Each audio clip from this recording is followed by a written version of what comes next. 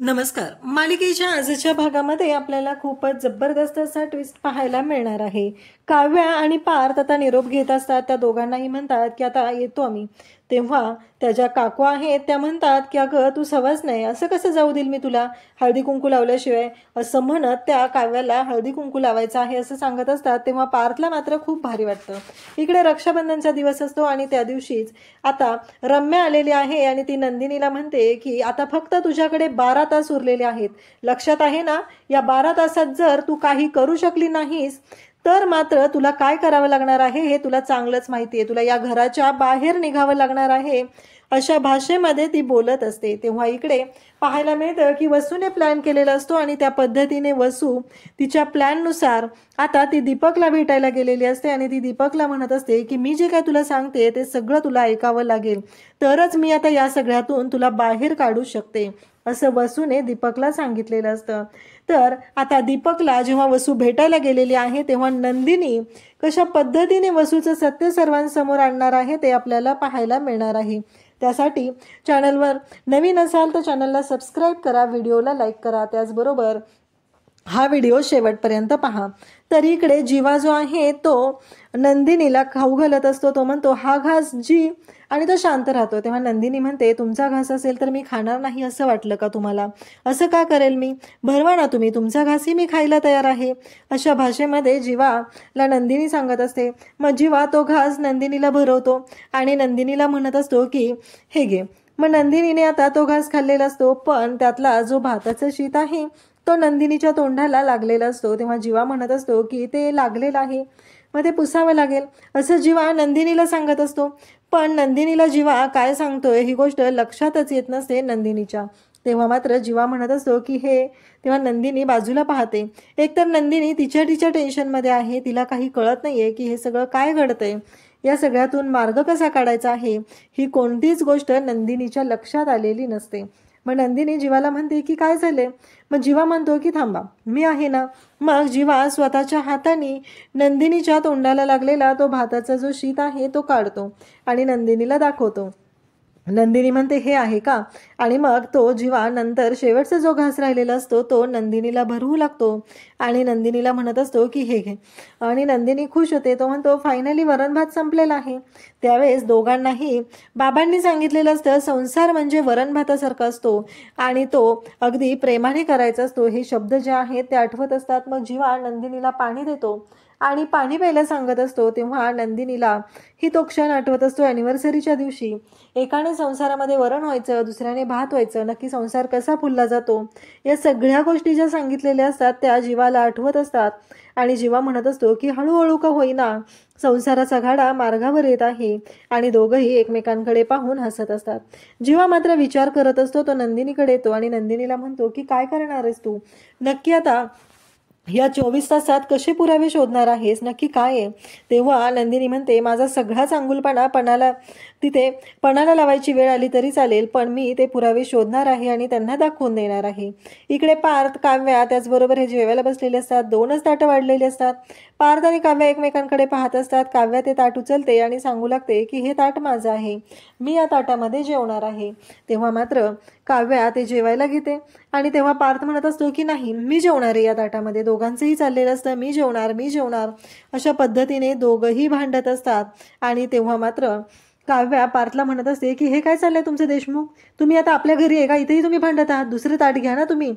तेव्हा मात्र त्या मावशी म्हणत असतात की मला ना प्रश्न पडलाय, तुम्ही दोघं खरंच नवरा बायको आहात का? तुमचं खरंच लग्न झालंय का? आणि ह्या दोघांचं भांडण बघून त्या त्यांच्यावरती ओरडतात आणि सांगू लागतात काय चाललंय हे तुमच्या दोघांचं, हे असलं कसलं भांडण चाललंय तुमच्या दोघांचं, असं म्हणत त्या बोलत असतात. तेव्हा मात्र इकडे काव्या म्हणत असते की काय चाललंय तुमचं देशमुख हे, असं म्हणत काव्या बोलत असते.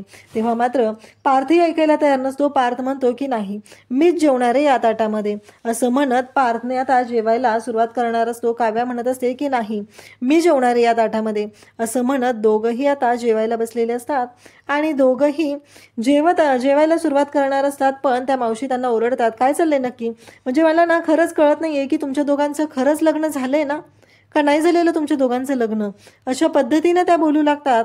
तेव्हा मात्र हे दोघंही एकमेकांकडे पाहत असतात. तेव्हा त्या म्हणतात की आता सिद्ध करावं लागणार आहे, कारण ही सगळी कुत्र्या मांजरासारखी जी तुमची काही भांडणं चाललेली आहेत ना, ती मला अजिबात पटलेली नाहीत. अशा पद्धतीने त्या बोलत असतात. तेव्हा मात्र त्या म्हणतात की चला सिद्ध करा, तुमच्या दोघांचं लग्न झालंय ना, करा. कसं आहे, संसारामध्ये जसं प्रेम भांडण एकमेकांचं असतं, तुझं माझं असं काही नसतं, असं त्या सांगू लागतात. काव्या म्हणते की ठीक आहे. त्या म्हणतात आमच्याकडे नाही आहेत दुसरी ताटं, त्यामुळे एकच ताट आहे, त्याच ताटात जेवायचं आहे. तेव्हा काव्या म्हणते ठीक आहे. मग काव्या अर्धी भाकरी पार्थला, अर्धी भाकरी तिला, आणि जे वांग वाढलेलं असतं ते सुद्धा अर्ध अर्ध करते.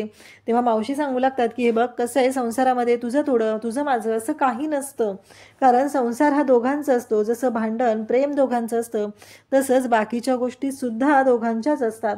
अशा पद्धतीने ते समजवू लागतात. तेव्हा ते म्हणतात बघितलं नाही का आमचं, आणि तुम्ही सांगितलं ना नुकतंच तुमचं लग्न झालंय, चला घास भरवा एकमेकांना आणि सिद्ध करून दाखवा नक्की तुमचं एकमेकांवरती प्रेम आहे का नाही ते. तेव्हा मात्र आता त्या दोघांनाही एकमेकांना घास भरवायला सांगितला जातो आणि सांगितलं जातं की आता तुम्हाला अशा पद्धतीने तुमचं एकमेकांवरती जे प्रेम आहे ते सिद्ध करावं लागणार आहे. तेव्हा मात्र आता हे प्रेम कसं सिद्ध करायचं. तेव्हा मात्र काव्या हे असं वागत असते. पार्थ म्हणत असतो की आपण आपल्या घरी नाहीये, पण काव्याच्या मात्र लक्षात येत नसतं.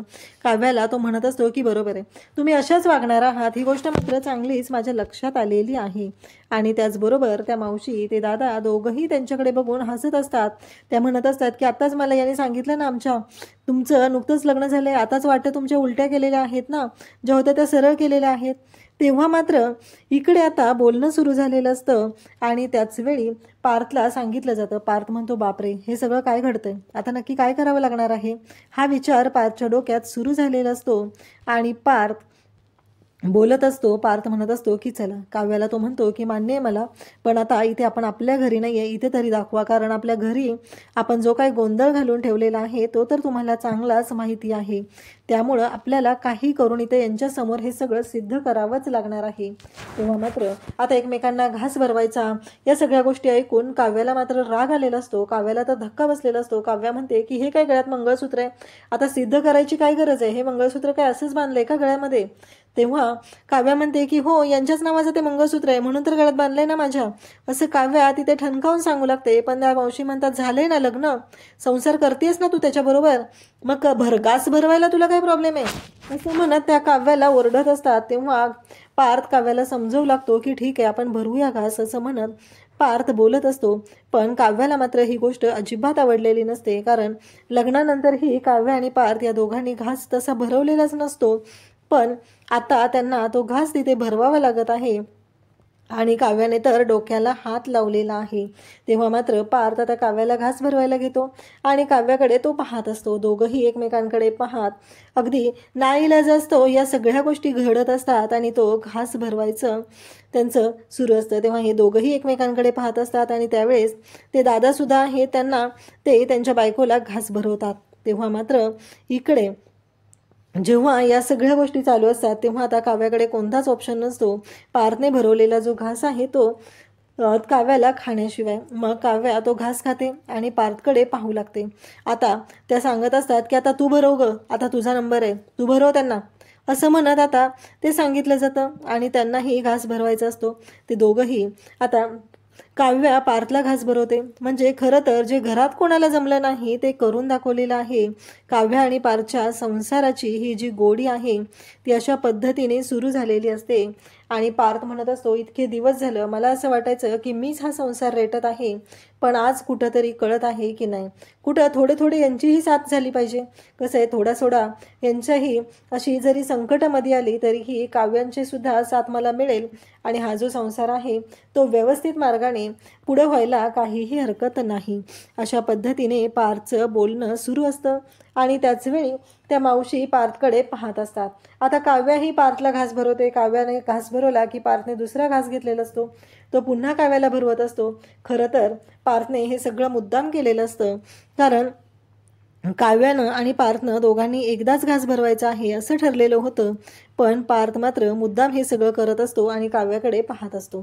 तेव्हा मात्र काव्या रागानेच पार्थकडे पाहते आणि म्हणू लागते. ह्या दोघंही आता लाजत असतात, हसत असतात आणि पार्थ आणि काव्या दोघंही एकमेकांकडे पाहत असतात. तेव्हा मात्र पार्थ जो आहे तो घास भरवणाऱ्या काव्याच्या बोटाला तो चावतो आणि काव्या मात्र त्याच्याकडे पाहू लागते आणि त्याचवेळी घंटा वाजते. तेव्हा पार्थ भानावर येतो आणि तो म्हणतो, ही कसली घंटा वाजलेली आहे? आणि मग तो पाहू लागतो आणि तो म्हणतो की काय झालं, तुम्हाला पण आवाज आला का? तेव्हा त्या म्हणतात की आज ना आरती झाली ना मंदिरातली, त्याची घंटा वाजलेली आहे. तेव्हा इकडे पार्थ म्हणत असतो, नाही मला वाटलं की तुम्हाला पण ऐकू आलं की काय, असं तो बोलू लागतो. म्हणजे पार्थच्या मनात, पार्थच्या हृदयात घंटा वाजलेली आहे आणि तो म्हणत असतो की खरंच आज खऱ्या अर्थाने मला बरं वाटत आहे. कुठंतरी आमच्या संसाराची ही गाडी सुरू होत आहे. प्रत्येक वेळेस मला असं वाटायचं की हे सगळं मलाच रेटावं लागणार आहे, पण काव्या पण आहेत की सोबत. काव्याही त्या पद्धतीने करत आहेत आणि तो देवाचे आभार मानू लागतो. खरं तर पार्थला हे सगळं खूप छान वाटत असतं. फायनली काव्या आणि पार्थच्या सुखी संसाराला सुरुवात झालेली आहे आणि कुठंतरी हे सगळं आता पार्थच्या मनाप्रमाणे घडत आहे. त्यालाही खूप छान वाटत आहे आणि पार्थ मात्र खूपच खुश झालेला आहे. या प्रवासामुळे पार्थ म्हणत असतो की मी एवढ्या लांब तुम्हाला न्यायला आलो, तुम्ही माझ्याशी अशा पद्धतीने वागत आहात. आणि त्या मावशीसुद्धा त्या दोघांच्या वरून हात फिरवून बोटं मोडत असतात, म्हणजे यांना कोणाची नजर नको लागायला. आता काव्या पार्थचा संसार कसा आहे ते आपल्यालाच माहिती आहे, त्यांना कोणाची नजर लागणार आहे. इकडे नंदिनी म्हणत असते की काहीही झालं तरीही उद्या जो पुरावा मी सादर करणार आहे तेव्हा सगळ्यांच्या समोर येणार आहे की नक्की काय होणार आहे ते. आणि तेव्हा मात्र जीवा म्हणत असतो की मला सांग ना, मी करेल ना तुझी मदत. तेव्हा नंदिनी म्हणते की कोणत्या हक्काने तुम्ही माझी मदत करणार आहात? जीवा म्हणत असतो की लग्नात सप्तपदी चालताना आपण दोघांनी एकमेकांना वचनं दिलेली आहेत, मग आत्ता काय प्रॉब्लेम आहे? तर नंदिनी म्हणत असते की नाही, काहीच प्रॉब्लेम नाही आहे, पण मला नको वाटतंय, कारण आता आपण ते लग्न मोडलेलं आहे आणि आपण कशासाठी हे सगळं करत आहोत. नाही, त्याची काहीच गरज नाही आहे. माझी लढाई आहे, मी एकटी लढेल असं नंदिनीने सांगितलेलं आहे. रम्या वसुंधराच्या प्लॅनवर भलतीच खुश झालेली आहे. कशा प्रकारे तिने नंदिनीची खोड मोडली असं ती तिला बोलत आहे. कारण काल तिने अतिशय व्यवस्थितपणे डाव चाललेला आहे असं तिचं बोलणं चालू आहे. वसुंधराने स्वतःच्या मोबाईलमधला दीपकचा फोन जाणीवपूर्वक डिलीट केलेला नव्हता आणि त्यामुळं नंदिनी बरोबर फसली असं म्हणून अक्षरशः टाळ्या देऊन ती बोलत आहे. नंदिनीला असं वाटलं की मी तो कॉल डिलीटच करू शकणार नाही, त्याचा नंबर डिलीट करू शकणार नाही, पण हे सगळं मी जाणीवपूर्वक केलं होतं असं वसुंधरा तिला बोलत आहे. तिचा साधेपणा तिला भोवलेला आहे आणि आता ती तिच्या साधेपणावर गेली आहे ना, तर आपल्याला त्याचा चांगलाच गैरफायदा घेता येऊ शकतोय. आपण तिला याच गोष्टीवरून टॉर्चर करून आता घराच्या बाहेर काढायचं आहे. यामुळं दोघीही अगदी खुश झालेले आहेत. आता 4 तास तर निघून गेले, आता राहिलेत फक्त 20 तास.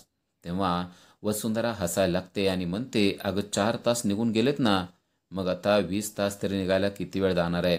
500 निघून जातील आणि ही ब्याद कायमची आपल्या घरातून निघून जाईल.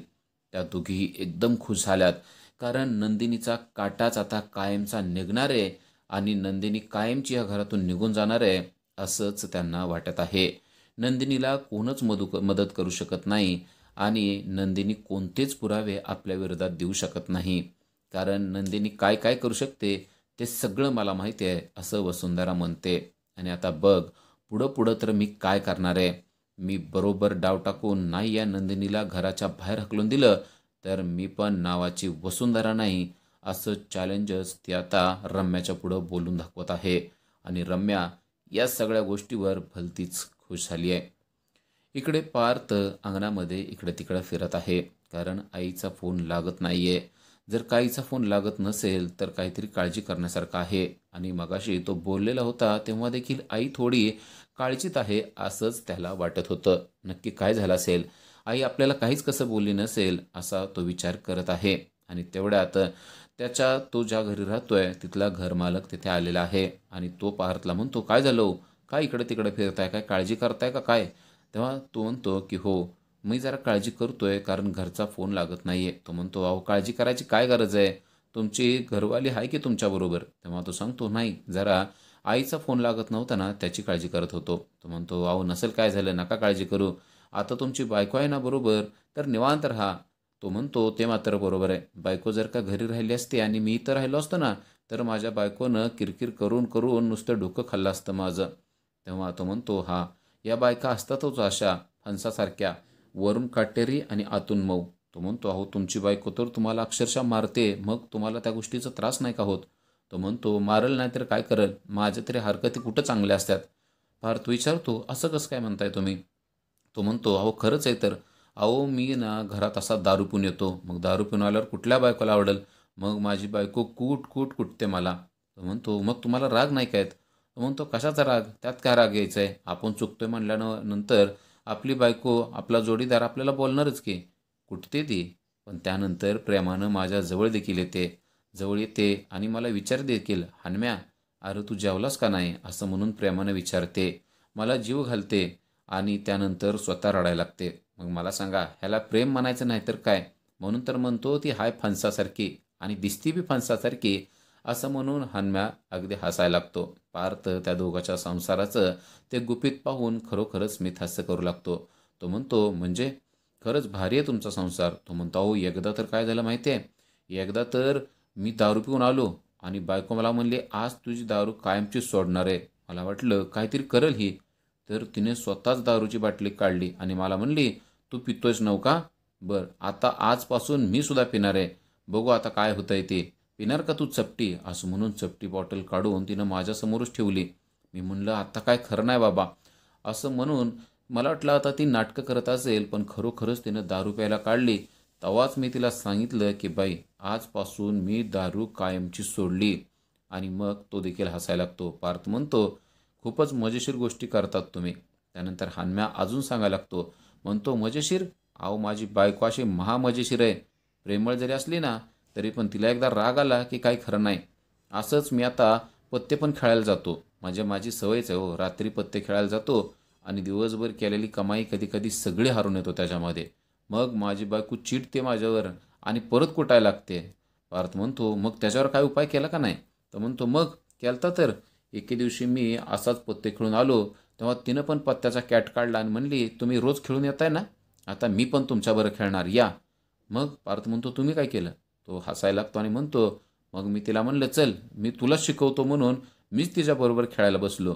मग तिनं ते कॅट दिला फेकून आणि म्हणली, खेळा तुमची तुम्हीच. तुम्हाला काय वाटलं मी काय तुमच्यासारखी जुगारी आहे का? असं म्हणून तिनं ते सगळं फेकून दिलं. संसारात असंच असतंय. एकानं पुढं सरकलं तर एकानं कधी कधी मागं सरकावं लागतं. पार्थ तो त्याला समजावून सांगत असतो की आपला संसार सुखी करायचा असेल तर आपल्या ताटात एक एक पदार्थ हळूहळू ठेवावा लागतो. सगळं ताट भरलेलं ठेवलं तर कधी कधी आपल्या जोडीदाराला ते पसंत पडेलच असं काही नाही. पार्थला तो जे काय सांगतोय त्या गोष्टीचा मतितार्थ अगदी व्यवस्थित समजलेला असतो. हनम्या त्याला सांगतो की कधी कधी जेवण जाणीवपूर्वक आळणी देखील करायचं असतं आणि मग त्यात थोडं मीठ टाकलं ना की संसाराला कशी चव येते ती बघा. पार्थला त्याचं बोलणं अगदी पटत असतं. म्हणजे आपण कधीकधी जाणीवपूर्वक थोडंसं वाईट वागलं आणि त्यानंतर चांगलं वागलं तर समोरच्याला म्हणजेच आपल्या जोडीदाराला आपलं महत्त्व समजू शकतं. ही गोष्ट पार्थला समजलेली आहे. दोघांच्या सुखी संसाराचं रहस्य हनुमाने त्याला अगदी व्यवस्थितपणे समजावून सांगितलेलं असतं. पार्थ म्हणतो, पण एखाद्याला भरलं ताटच नको असेल तर काय करायचं? त्यावर हनुमान म्हणतो की मग असंच एक एक पदार्थ त्याला खायला द्यायचे. कदाचित असं होतं की आपल्या जोडीदाराला भरलेलं ताट आवडत नाही, पण म्हणून आपण काळजी करायची नाही. आपण आपला संसार कसा सुखाचा करता येईल याचा विचार करायचा आणि आपण विचार केला ना की आपोआप संसार सुखाचा होतो. पण कधी सोडून द्यायचा विचार करायचा नाही. पार्थला हनुमाचं बोलणं अगदी पटलेलं आहे. पटलेलंच आहे नव्हे तर त्याला ते समजलेलं देखील आहे. दारू पिणारा नवरा आणि मारणारी बायको हे जर का सुखी राहू शकतात तर आपल्यासारखे का सुखी राहू शकत नाही असा प्रश्न पार्थ स्वतःच्या मनाला विचारत आहे. पण तुमचा संसार खरोखरच मजेशीर आहे. मला तुम्ही दोघेही खूप आवडलात असं पार्थ त्यांना सांगतोय. हनुमा म्हणतो, अरे आम्हीच काय, तुम्हीच दोघं खूप मजेशीर आहात. मगाशी बघताय ना कसं भांडत होतात. तेव्हा पार्थ म्हणतो, अहो ती माझी ना फिसकरलेली मांजर आहे, कधी अंगावर येईल ना काही सांगता येत नाही. तेव्हा हनुमा देखील हसायला लागतो. इकडे वसुंधराला आता भीती वाटायला लागलेली आहे. जर का खरोखरच नंदिनीने पुरावे आणले तर आपलं काही खरं नाहीये. आपल्याला या घरातून बाहेर पडावं लागेल असा ती विचार करत असते. पण आता राखी पौर्णिमा आहे. राखी पौर्णिमेमध्ये आपण विक्रमला बरोबर या धाग्यात अडकून टाकायचं असा विचार ती मनाशी करत असते आणि तेवढ्यात विक्रम पाठीमागून आलेला असतो. विक्रमला आलेलं पाहून ती त्याला म्हणते, मी राखी आणलेली आहे, पण काय माहिती तू राखी माझ्याकडून बांधून घेणार आहेस की नाही. आणि मनात तर तिच्या कुटील विचार चाललेले असतात. या राखीच्या धाग्यात तुला मी अशी बांधून टाकेल की तू माझ्या विरुद्ध काहीच करू शकणार नाही, असं ती मनातून वाईट बोलत असते. विक्रम मात्र तिच्या या वाईट सगळ्या गोष्टीतून अनभिज्ञ आहे. विक्रमला असं वाटतंय की तिनं काहीच केलेलं नाहीये. विक्रम तिला म्हणतो की तू राखी आणणार आणि मी बांधणार नाही असं होईल का ताई? तू काहीच काळजी करू नको, मी तुझ्या पाठीशी ठामपणे उभा आहे, नेहमी सदैव तुझं रक्षण करण्यासाठी. आणि याच गोष्टीचा गैरफायदा आता तिने घेतलेला आहे. ती विक्रमला राखी बांधते आणि त्या राखीच्या धाग्यात त्याला जकडून टाकून म्हणते की कायम तू माझं रक्षण करायचं आणि माझ्या पाठीशी ठामपणे राहायचं. पण विक्रमला माहिती नाहीये की अपहरण करणारी वसुंधराच आहे. ते जेव्हा सिद्ध होईल तेव्हा काय होईल ते आपल्याला पुढील भागातच पाहता येणार आहे. उद्याच्या भागामध्ये आपण पाहणार आहोत की पार्थ आणि काव्या आता त्या घरातून निघत आहेत. तेव्हा त्यांना काव्या म्हणते, आता आम्ही येतो. तेव्हा ती म्हणते, नुसतं येतो म्हणायचं नाही, तर तुझ्या कपाळाला हळदी कुंकू देखील लावावं लागतं, विसरलीस का काय? तेव्हा तिला कळतं की हळदी कुंकू लावलं पाहिजे. त्याचबरोबर तिला कळतं की पार्थ आपला नवरा आहे, या गोष्टीमुळं यांना किती चांगलं वाटत आहे. आणि काव्या त्यांच्याकडं बघतच राहते. तर इकडे रम्यानं चांगलाच दम नंदिनीला द्यायला सुरुवात केलेली आहे. आता तुझ्याकडं फक्त 12 तास उरलेले आहेत. जर का या 12 तासात तू सिद्ध करू शकली नाहीस की माझी आई दोषी आहे, तर तुला लक्षात आहे ना काय करायचं आहे ते? या घरातून तुला कायमचं निघून जायचं आहे, ही गोष्ट लक्षात ठेव असं म्हणून ती तिला आठवणीत आणून देत आहे. तर इकडे स्वतः वसुंधरा दीपकला भेटायला गेलेली आहे आणि ती दीपकला म्हणते की आता या सगळ्या अडचणीतून तूच मला वाचवू शकतो. आता दीपक हा वसुंधराच्या बाजूनं बोलेल का? कारण तो जेलमध्ये गेल्यानंतर वसुंधराने तर त्याला काहीच मदत केली नाही. पण आता तो कोणाच्या बाजूनं बोलणार ते आपल्याला उद्याच्याच भागामध्ये समजणार आहे. अशा सिरियलच्या अपडेटसाठी आजच आमच्या चॅनलला सबस्क्राईब करा. थँक्यू.